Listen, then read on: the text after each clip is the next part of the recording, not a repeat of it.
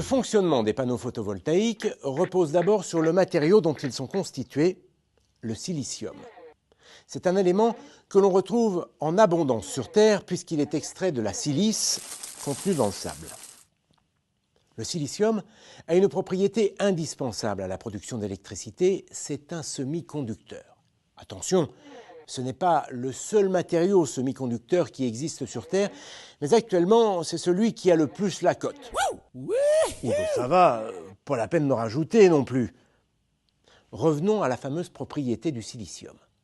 Comme toute la matière qui nous entoure, le silicium est constitué d'atomes. Un atome, c'est un noyau de particules autour duquel gravitent des électrons, des charges négatives.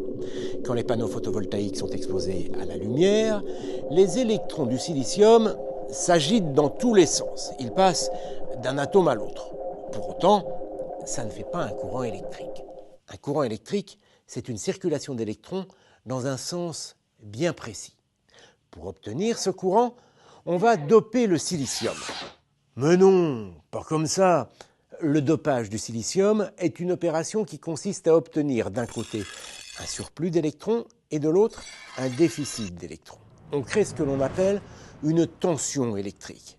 De cette manière, les électrons circulent toujours de la borne négative, qui possède un surplus d'électrons, un surplus de charge négative, vers la borne positive, qui, elle, présente un déficit d'électrons.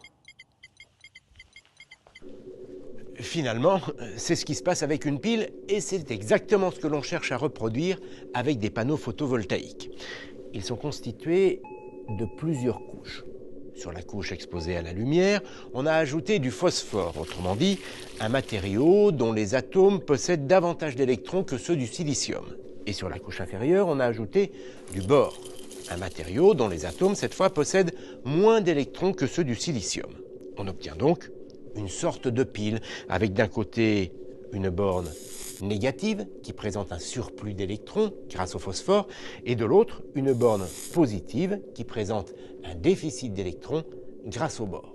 Il suffit ensuite de relier les deux bornes avec un fil conducteur, de placer sur ce fil une ampoule par exemple, et dès que le soleil vient frapper les panneaux, les électrons du silicium se mettent à circuler en alimentant au passage l'ampoule. On obtient un courant électrique.